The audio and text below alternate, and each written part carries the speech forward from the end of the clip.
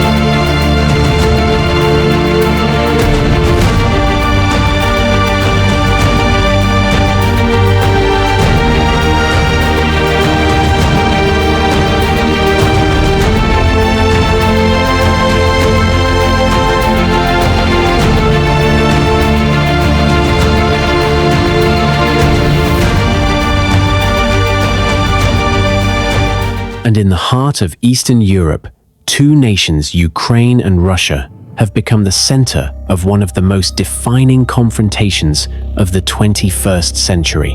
It is a conflict that echoes through global politics, military strategy, energy supply, and the lives of millions of ordinary people who suddenly found themselves living on the front line of history.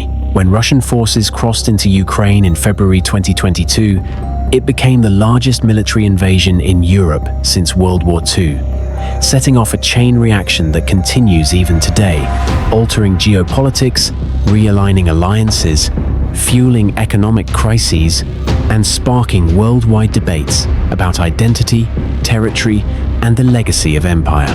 But to truly understand how we got here, to understand why these two nations are fighting, why negotiations repeatedly collapse, why history refuses to release its grip, we must travel back through centuries of intertwined destiny, from the ancient Kievan Rus to the Soviet Union, from independence movements to revolutions, from Crimea to Donbass, and finally, to the full-scale war that changed everything. This is not just a story about armies and borders. It is about identity, national pride, trauma, ambition, fear, and a world watching a conflict that could shape the next century. To understand why Russia and Ukraine are in conflict today, we must return nearly 1,200 years into the past to a time when neither Russia nor Ukraine existed as modern states, but instead as part of the ancient civilization known as the Kievan Rus, a medieval Slavic state centered in Kiev, which today stands as the capital of Ukraine.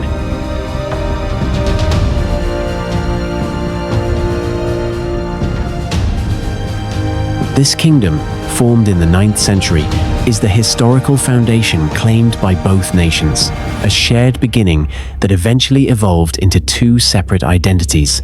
Over centuries, the lands that make up modern Ukraine shifted between empires, the Mongols, the Polish-Lithuanian Commonwealth, the Cossack Hetmanate, and eventually the Russian Empire, each leaving cultural, linguistic, and political marks that shaped the region's identity and made Ukraine a crossroads of Europe and Eurasia. Russia, however, often viewed Ukraine not as a neighbor, but as an extension of itself, a belief rooted in imperial ideology that considered Ukrainian culture and language secondary to Russian unity and control. By the 1600s and 1700s, Ukrainian Cossack territories attempted repeatedly to secure autonomy, forming short-lived states and alliances while resisting domination from larger powers. These struggles continued into the 19th and early 20th centuries, when Ukrainian nationalism grew alongside movements across Europe. The collapse of the Russian Empire during World War I briefly allowed Ukraine to declare independence in 1918, a momentary glimpse of sovereignty that was crushed as the Bolsheviks established the Soviet Union, incorporating Ukraine as one of its republics. Throughout the Soviet period, 1922, 1991, Ukraine remained officially a brotherly republic, but in reality was subject to Moscow's political control, cultural suppression, and devastating policies. Most tragically, the Holodomor famine of 1932-33, during which millions of Ukrainians died. Despite this, Ukraine retained a distinct identity, language, and a strong desire for autonomy. When the Soviet Union collapsed in 1991, Ukraine voted overwhelmingly over 90% for independence. For many Ukrainians, this was the fulfillment of generations of struggle. For Russia, however, it marked the loss of territory, influence, and strategic depth, setting the stage for decades of tension that would eventually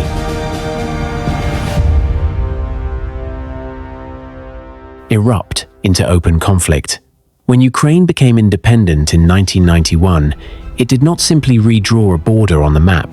It reshaped the entire balance of power in Eastern Europe, leaving Russia without a key part of its former Soviet sphere. For many Ukrainians, independence meant the beginning of a new chapter, one defined by democratic aspirations, cultural revival, and integration with Europe. But for the Kremlin, Ukraine's independence represented a strategic and psychological loss. The loss of a buffer state, the loss of historical influence, and the emergence of a nation that could choose to align with the West instead of Moscow. This fear intensified as Ukraine began building ties with the European Union and contemplating closer cooperation with NATO, steps Russia interpreted as existential threats. Throughout the 1992s and early 2000s, Ukraine was divided politically between those who favored stronger relations with Russia and those who sought integration with the West. This internal divide erupted dramatically during the Orange Revolution in 2004, when massive protests overturned a Russia-backed election result and installed a pro-European leadership. It signaled to Moscow that Ukraine was drifting out of its orbit, a shift the Kremlin was unwilling to accept. By the early 2010s, tensions escalated again when Ukraine's president, Viktor Yanukovych, rejected an EU agreement under Russian pressure, triggering the Euromaidan revolution of 2014. Millions of Ukrainians protested corruption and demanded a European future, leading to Yanukovych fleeing the country. For Russia, the fall of a pro-Russian president was not just a political defeat, it was a sign that Ukraine was breaking away permanently. Moscow framed the revolution as a Western-backed coup, while Ukrainians saw it as a fight for freedom and dignity. These opposing narratives hardened national identities on both sides and eliminated any middle ground for negotiation. As Ukraine moved closer to Europe,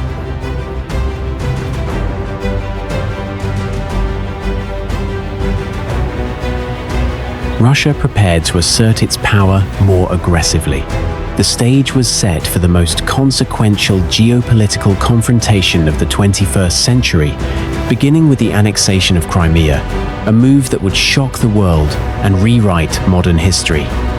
The annexation of Crimea in 2014 was not just a territorial takeover, it was the spark that reignited decades of unresolved tensions between Ukraine and Russia, transforming political disagreements into an international crisis that reshaped global geopolitics. When Ukraine's Euromaidan revolution removed Viktor Yanukovych from power and replaced him with pro-European leadership, the Kremlin interpreted it as a direct threat to its strategic interests. Crimea, home to Russia's Black Sea Fleet and a region with a significant Russian-speaking population, suddenly became the center of Moscow's fears. In the Kremlin's eyes, losing political influence in Kiev meant potentially losing control of Crimea, a scenario they were unwilling to accept. As Ukraine struggled with political instability during the early months of 2014, Russia acted swiftly and decisively. Unmarked soldiers, later acknowledged by President Vladimir Putin as Russian troops, appeared throughout Crimea, seizing airports, government buildings, and strategic locations with astonishing speed and precision. This tactic, often referred to as the deployment of little green men, created confusion and prevented immediate military retaliation from Ukraine. Within weeks, Russia orchestrated a referendum that most of the world considered illegal and illegitimate, claiming that Crimeans overwhelmingly voted to join Russia. Soon after, Russia formally annexed the peninsula, defying international law and provoking global outrage. For Ukraine, the annexation was more than a land grab. It was a deep national wound, a violation of sovereignty, and a painful reminder of its unequal struggle against a larger,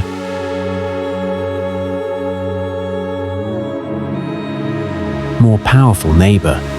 For Russia, it was celebrated as the return of historically Russian territory and used to fuel patriotic sentiment domestically. The two countries' narratives clashed sharply. Ukraine insisted it had been invaded, while Russia denied aggression and insisted it was acting to protect ethnic Russians and its own national security. The world watched in shock, recognizing that the annexation marked a turning point in post-Cold War history. Western nations imposed sanctions on Russia, diplomatic relations deteriorated rapidly, and global security structures suddenly appeared fragile. Most importantly, the annexation triggered the beginning of a broader war, one that would soon spread into the eastern regions of Donetsk and Luhansk. Crimea was not the end of the conflict. It was the beginning of a much deeper and more devastating struggle that would eventually erupt into full-scale war in 2022. The war in the Donbass region, encompassing the eastern Ukrainian territories of Donetsk, Luhansk, represents one of the most complex and devastating chapters in the Ukraine-Russia conflict, a prolonged struggle that simmered for nearly 8 years before erupting into full-scale war in 2022. What began as civil unrest quickly evolved into a deadly proxy war fueled by geopolitical ambitions, ethnic tensions, and two competing narratives, one claiming liberation, the other insisting on foreign invasion. After the annexation of Crimea, pro-Russian protests intensified throughout eastern Ukraine, where many residents spoke Russian, had deep cultural ties to Russia, or distrusted the new government in Kyiv. Armed groups seized government buildings, declared the creation of the Donetsk People's Republic, DPR, and the Luhansk People's Republic, LPR, and openly called for Russian support, a call Russia responded to with remarkable speed, subtlety, and strategic calculation.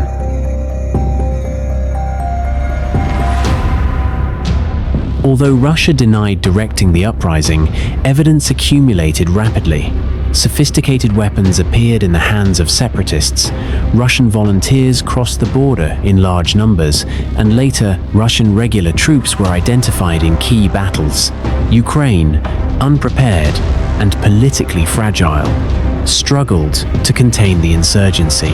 The conflict quickly escalated into full-blown warfare, with major battles taking place in cities like Ilovaisk, Debaltseve, and the Donetsk airport, a location where Ukrainian forces held out for months in conditions so brutal that they became known as cyborgs.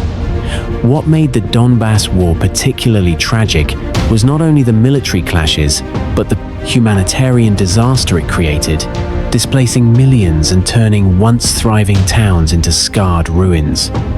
International diplomacy attempted to halt the bloodshed through the Minsk agreements in 2014 and 2015, designed to create ceasefires and outline political solutions. However, both sides accused each other of violating the terms from the very beginning. Instead of resolving the conflict, the Minsk deals froze it, a fragile stalemate characterized by daily shelling, sniper fire, and sporadic clashes. The world slowly turned its attention elsewhere, but the war never stopped. Lives were lost every week, trenches stretched across the landscape like scars, and both sides quietly prepared for something larger. For Russia, Donbass became a pressure point, a tool to destabilize Ukraine and prevent it from fully integrating with Europe and NATO. For Ukraine, defending Donbass became symbolic of its struggle for independence, territorial integrity, and national identity. Over the years, distrust deepened, hatreds hardened, and diplomatic pathways narrowed. The conflict was never just about territory. It was about political futures, cultural identities, and the direction of an entire region.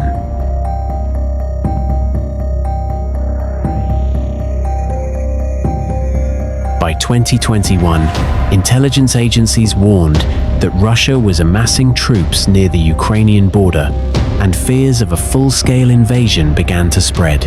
The Donbass war had not only failed to resolve the underlying tensions between the two nations, but had set the stage for something much more catastrophic.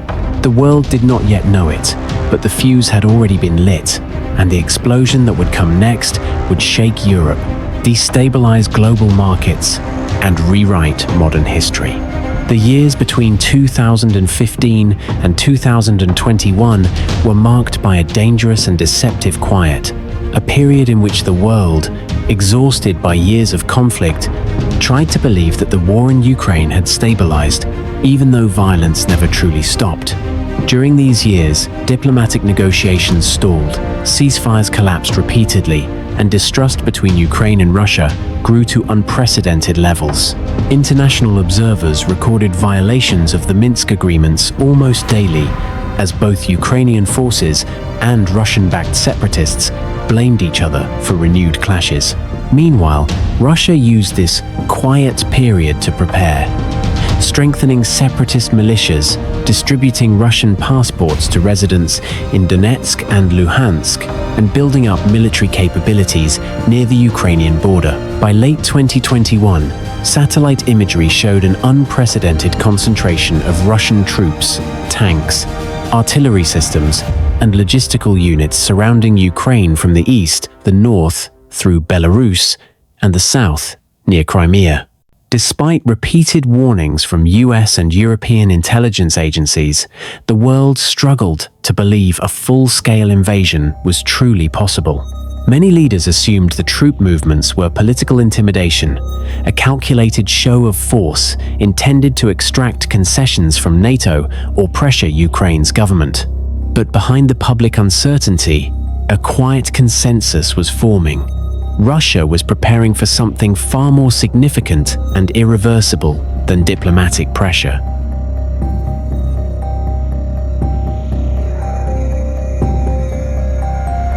Simultaneously, Russia's internal political landscape was transforming.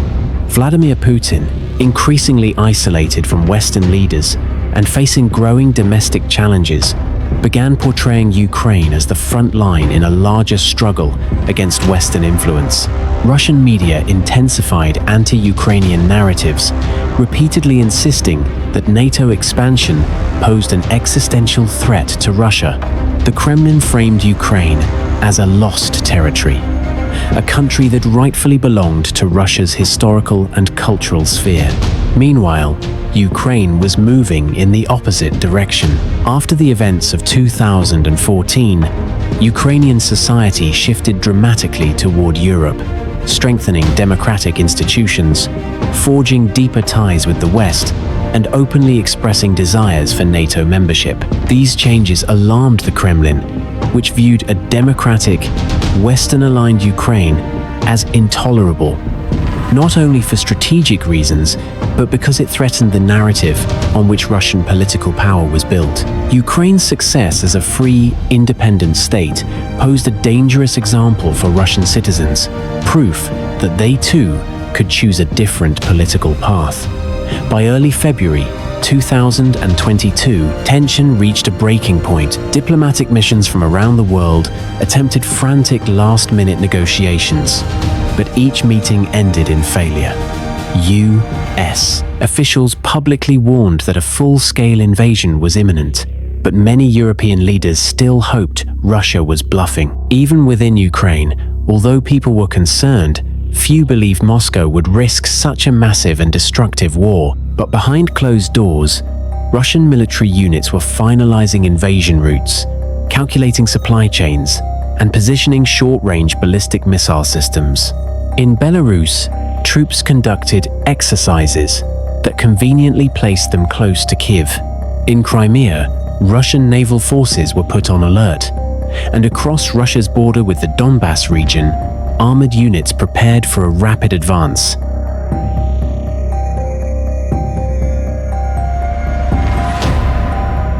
The world was entering a moment of profound historical significance, one that would redefine geopolitics, disrupt energy markets, and shatter the illusion of European security. What had started as a regional conflict in 2014 was about to explode into the largest military confrontation in Europe since World War II. On the 21st of February 2022, the Kremlin delivered a final message that revealed its intentions. Vladimir Putin announced that Russia would officially recognize the independence of the Donetsk and Luhansk People's Republics, claiming Ukraine was incapable of governing the territories fairly. Within hours, Russian troops began entering the region under the pretext of peacekeeping. Yet the world quickly understood that this was not peacekeeping, this was positioning.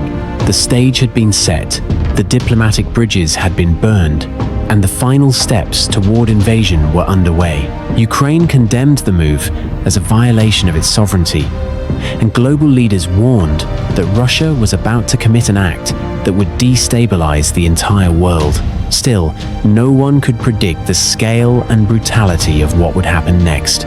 Ukraine braced for impact, but no warning could prepare them for the reality that would unfold.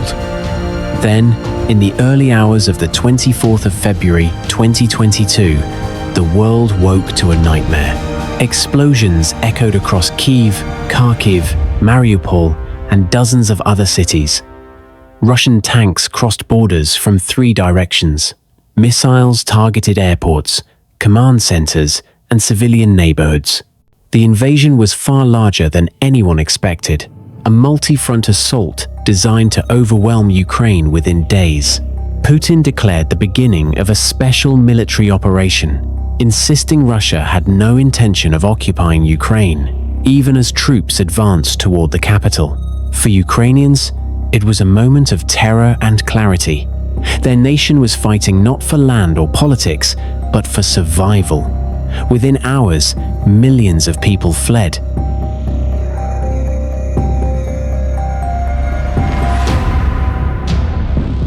Air raid sirens sounded across the country, and Europe entered its darkest chapter in generations. The quiet conflict that had simmered for years had become a full-scale war with global consequences, and the world realized that nothing, not diplomacy, not sanctions, not warnings, had been enough to prevent it. When Russia launched its full-scale invasion on the 24th of February 2022, the overwhelming expectation both internationally and even within some parts of Ukraine was that Kyiv would fall within 72 hours. The Russian military, believed to be the second most powerful in the world, appeared unstoppable on paper. Thousands of tanks, one of the largest air forces on Earth, and a navy with the capacity to blockade entire regions. Russian intelligence assumed Ukraine's government would collapse quickly, its military would surrender, and its population would not resist fiercely. But what followed shocked not only Russia, but the entire planet. As missiles rained down and armored columns rolled across the borders, Ukraine did not break. Instead, it stood with a unity and determination that few could have predicted. Ordinary civilians took up arms, forming territorial defense units. Farmers blocked Russian tanks with tractors. Grandmothers confronted armed soldiers. And President Volodymyr Zelensky, refusing evacuation offers, delivered a message that would echo across history. I need ammunition, not a ride. This simple declaration became the emotional core of Ukraine's resolve, a symbol that the country was prepared to defend every inch of its land, no matter the cost or odds. The battle for Kyiv became the defining moment of this early phase. Russian armored columns flooded south from Belarus, aiming to encircle the capital, capture the government, and install a pro-Russian administration. Hostomel Airport, just outside the city, became a critical flashpoint.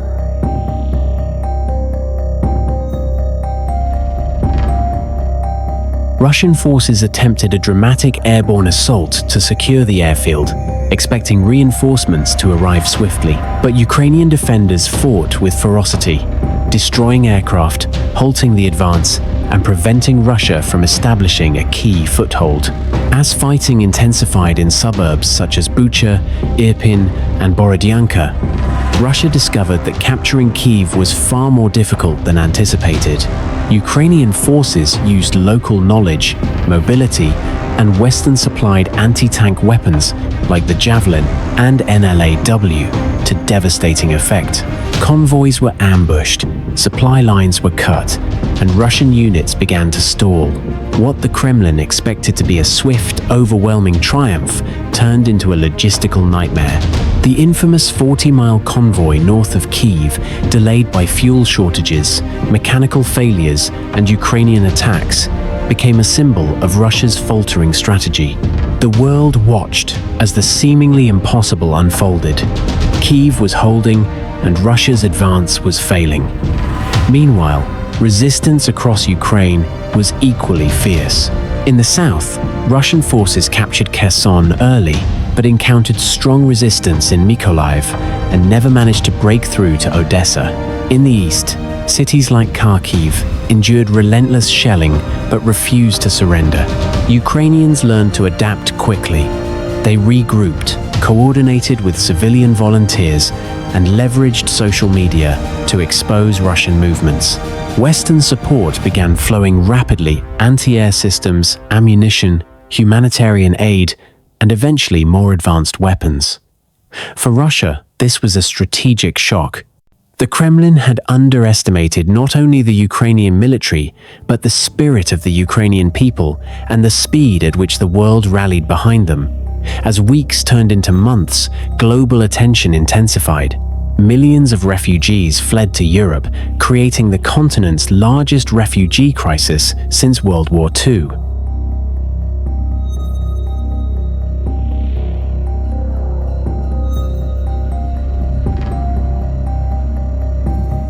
Sanctions against Russia multiplied, isolating its economy and reshaping international alliances. Still, Russia refused to retreat. Instead, the war expanded into a grinding conflict that stretched across multiple fronts.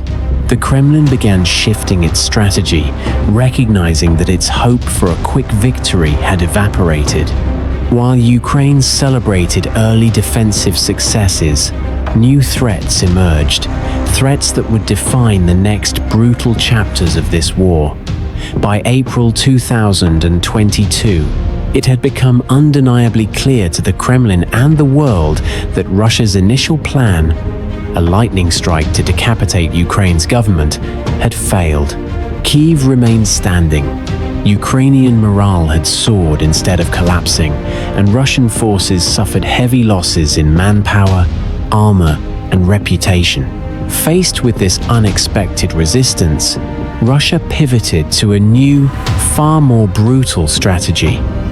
A grinding war of attrition centered on the eastern regions of Donetsk and Luhansk, collectively known as the Donbass. This shift was not simply a tactical adjustment. It was a fundamental change in the entire logic of the conflict. Rather than swift encirclements or rapid breakthroughs, Russia aimed to overwhelm Ukrainian defenses with artillery barrages, indiscriminate bombardment, and slow, methodical advances. The Kremlin's goal was clear: destroy Ukraine's capacity to fight by exhausting its military, depopulating contested regions, and transforming entire cities into rubble. This phase of the war was defined not by fast-moving tank columns, but by weeks-long battles for single streets, buildings, or even intersections, a horrifying reminder of mid-20th century warfare that Europe had hoped never to witness again. One of the most significant and symbolic battlegrounds of this period was the city of Mariupol, located on the Sea of Azov. Mariupol's siege became a chilling illustration of Russia's new strategy.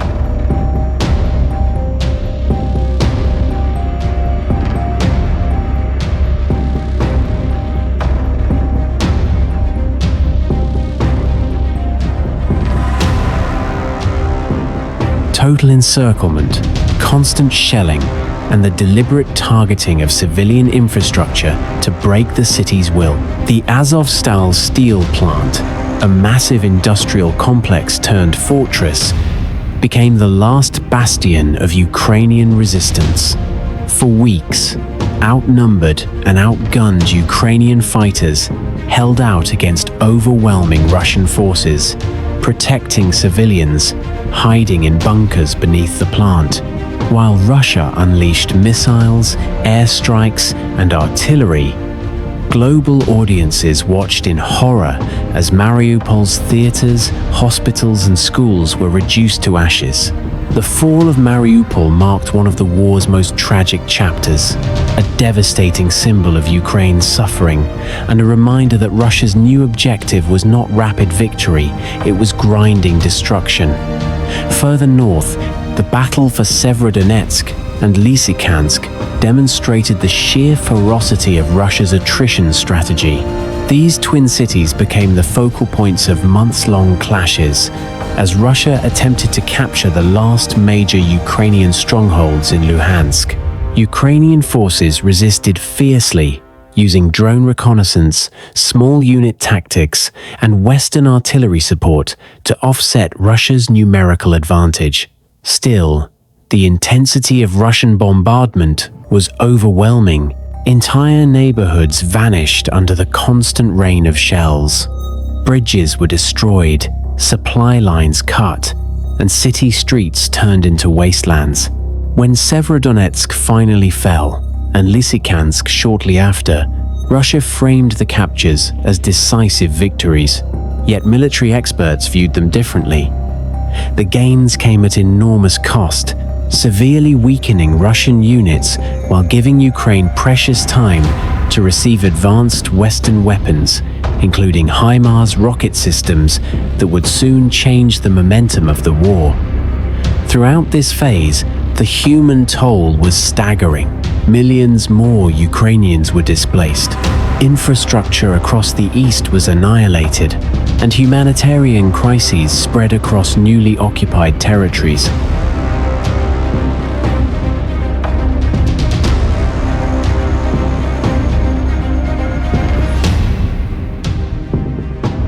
Russia tightened control through forced mobilizations, filtration camps, and propaganda campaigns, attempting to integrate captured regions into its political orbit. Meanwhile, Ukraine rallied international support more intensely than ever. European nations began to gradually wean themselves off Russian energy.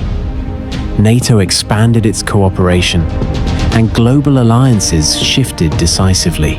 No longer was the conflict viewed as a regional issue. It was increasingly understood to be a defining struggle between authoritarian expansionism and the sovereignty of democratic states. The Donbass battles did not resolve the war, they hardened it, internationalized it, and set the stage for the next major shifts that would reshape the conflict's trajectory. By mid-2022, the war had reached a critical turning point.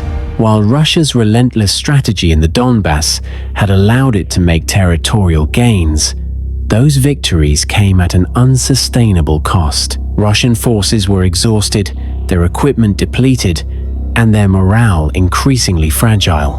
At the same time, Ukraine was receiving an influx of modern, high-precision Western weaponry that fundamentally changed the battlefield. The arrival of American HIMARS, high-mobility artillery rocket systems, British anti-tank missiles, European air defense systems, and improved intelligence sharing created a powerful shift in momentum. Whereas Russia relied heavily on overwhelming artillery barrages, Ukraine began leveraging precision strikes capable of targeting Russian ammunition depots, command posts, and logistics hubs deep behind the front lines. Each destroyed depot meant fewer shells fired at Ukrainian cities. Each eliminated command center meant weakened Russian coordination.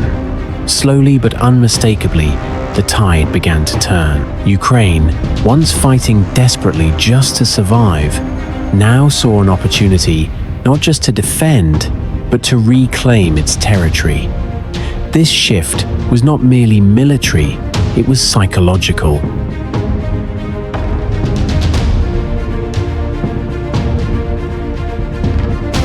The world began to believe that Ukraine could do more than resist. It could win. The first major test of Ukraine's renewed strength came in the Kharkiv counteroffensive in September 2022. In a stunning and meticulously planned operation, Ukrainian forces launched a surprise attack on Russia's overstretched eastern flank. Because Russia had redeployed many of its troops to the south in anticipation of a different Ukrainian attack, the Kharkiv region was left thinly defended. Ukraine exploited this weakness with remarkable speed and precision. Ukrainian brigades advanced deep into occupied territory, liberating village after village, while Russian units retreated in disarray. In just days, Ukraine reclaimed more than 6,000 square kilometers, including key logistical hubs such as Izium and Kupiansk. These victories had enormous strategic significance. They severed vital Russian supply routes, undermined Russian confidence, and shattered the myth of Russian military invincibility. Even more importantly, images of liberated towns where residents emerged from their homes, weeping and waving Ukrainian flags, captured global attention and renewed international support. What had once seemed impossible in the early days of the war was now happening in real time. Ukraine was pushing Russia back. The second major turning point came in the Kherson counteroffensive, an even more complex and symbolic campaign. Kherson was the only regional capital Russia had captured since February 2022, making it a political trophy for the Kremlin. Losing it would be a devastating blow to Russia's narrative of progress, and Ukraine knew it. Using a combination of precision strikes, psychological warfare, and carefully coordinated ground assaults, Ukraine gradually isolated Russian forces west of the Dnipro River. HIMARS knocked out bridges, pontoon crossings, and supply depots.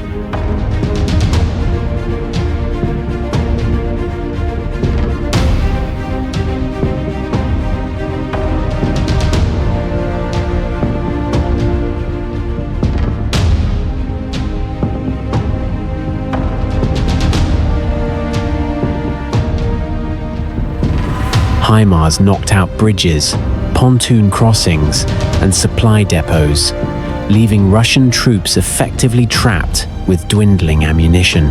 Ukrainian forces advanced slowly but steadily, forcing Russian commanders into an impossible choice: fight to the death or withdraw across the river to avoid encirclement.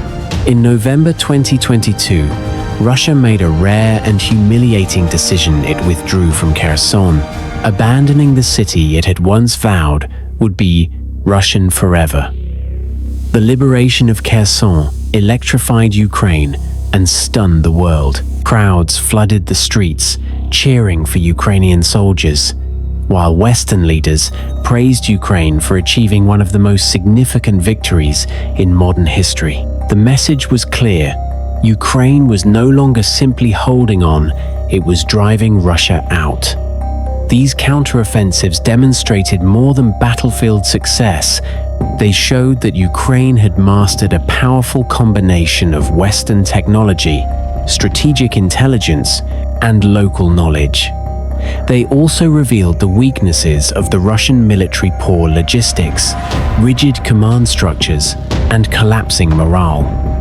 Yet despite Ukraine's victories, the war was far from over.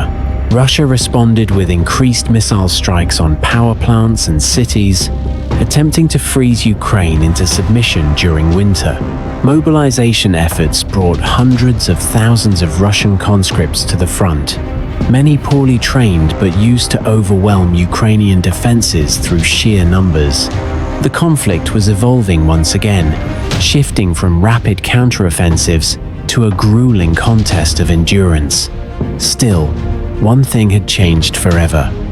Ukraine had shown the world that it was not only capable of resisting aggression, but capable of reclaiming its future, one liberated city at a time. While the battlefield battles between Russia and Ukraine capture global headlines, the true scale of the conflict is measured in human suffering. The staggering number of civilians displaced, injured, and killed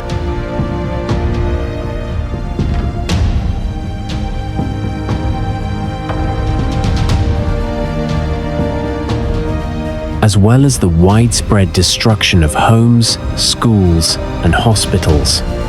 Since the full-scale invasion began in February 2022, millions of Ukrainians have been forced to flee their homes. By late 2023, over 8 million people had left Ukraine entirely, seeking refuge in countries like Poland, Germany, and Romania, while an additional 7 million were displaced internally, moving to safer regions within Ukraine. These mass movements of populations created not only a humanitarian crisis, but also profound psychological trauma for generations of Ukrainians. Families were separated, children experienced prolonged stress, and entire communities were uprooted, with many people living in temporary shelters, overcrowded schools, or tents in harsh winter conditions. Beyond the immediate suffering, experts warn that the long-term effects, including disrupted education, economic instability, and mental health crises, will resonate for decades. Civilian casualties have also been devastating. Russian missile strikes, artillery bombardments, and indiscriminate attacks on populated areas have destroyed apartment blocks, hospitals, and critical infrastructure. Cities such as Mariupol, Kharkiv, and Kherson suffered particularly brutal bombardments. In Mariupol alone, tens of thousands of civilians were killed or went missing, many trapped under collapsed buildings after continuous shelling. Beyond physical destruction, access to electricity, water, and food became a daily struggle, particularly during winter months. Humanitarian aid often faced delays due to ongoing hostilities, leaving vulnerable populations at extreme risk. Medical personnel and volunteer organizations worked tirelessly, but the scale of destruction meant that even heroic efforts could not meet the overwhelming needs. The war has also had profound global consequences. Energy markets, particularly in Europe, were destabilized as Russia cut gas supplies in response to Western sanctions.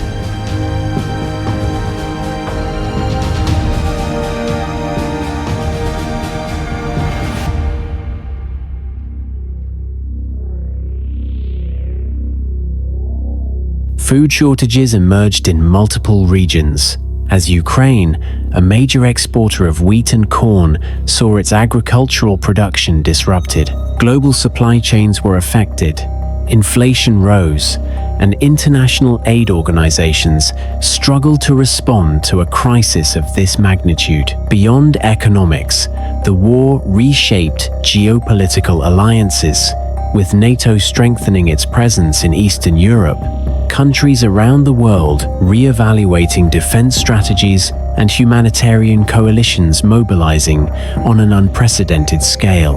The human cost of the war, therefore, is not only local but global, demonstrating how a regional conflict can reverberate across continents, reshaping economies, politics, and the daily lives of millions. Despite the staggering toll, the Ukrainian population has shown remarkable resilience. Communities have adapted, volunteers have organized aid networks, and local governments have coordinated shelters and medical services. The war has exposed the extraordinary human capacity for endurance, solidarity, and courage, but it has also highlighted the urgent need for a political resolution to prevent further suffering. The human cost serves as a stark reminder that beyond maps, military strategies, and geopolitics, wars are ultimately battles over lives, families, and the future of nations, a lesson that the world cannot ignore as the Ukraine-Russia conflict continues to evolve. As the Ukraine-Russia conflict continues to unfold, the ultimate resolution remains uncertain, yet one truth is undeniable. This war has already reshaped the world, rewritten history, and tested the resilience of nations and individuals alike. It is a story of bravery and endurance, of ordinary people standing against overwhelming force, and of a global community confronting the consequences of aggression in real time.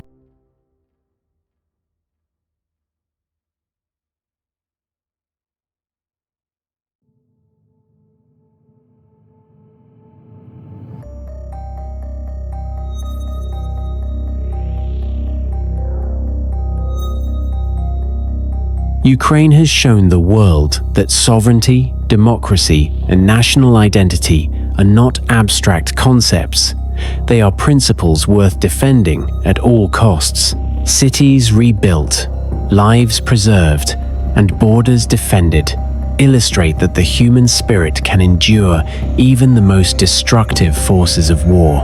Meanwhile, the world has witnessed the limits of military might when pitted against determination, strategy, and moral resolve. The invasion, intended to subdue, instead revealed the fragility of overconfidence and the power of unity, both within Ukraine and among its allies. The lessons of this conflict are profound. Geopolitically, it has reminded nations that security cannot be taken for granted, that alliances must be reinforced, and that aggression, left unchecked, threatens global stability. Economically, the war has shown how interconnected the modern world is. Disruptions in one region ripple across continents, affecting energy, food, and finance.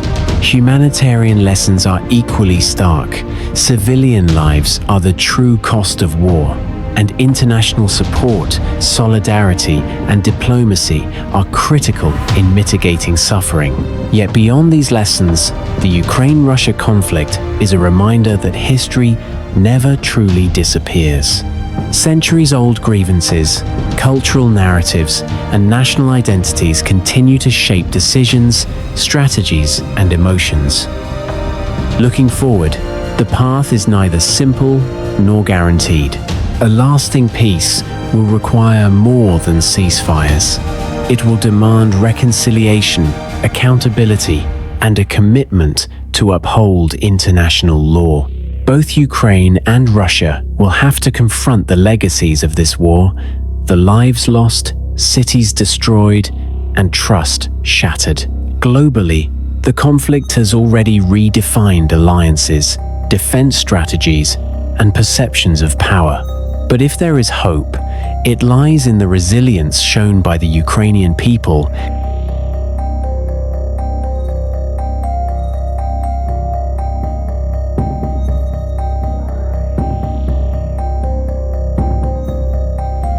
The solidarity of the international community, and the clear message that sovereignty and self-determination are not negotiable.